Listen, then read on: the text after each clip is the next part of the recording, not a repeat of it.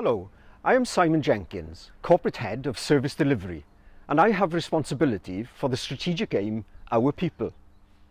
This aim looks to ensure our staff have the knowledge and skills they need to safely deliver and develop our services, as well as ensuring they are representative of the communities they serve and are supported by the service in their health and well-being. Providing our staff with a healthy and safe workplace is essential for effective performance. Promoting health and well-being can prevent stress and create a positive working environment where individuals in the organisation can thrive.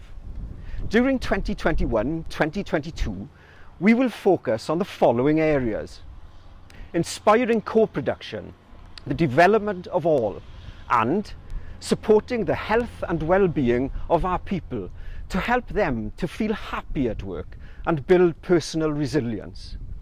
By choosing these two areas to focus our attention on for the 2021-2022 year, we hope that it will further improve effectiveness in the service and ensure that our workforce is equipped with the necessary tools and skills needed to serve our communities.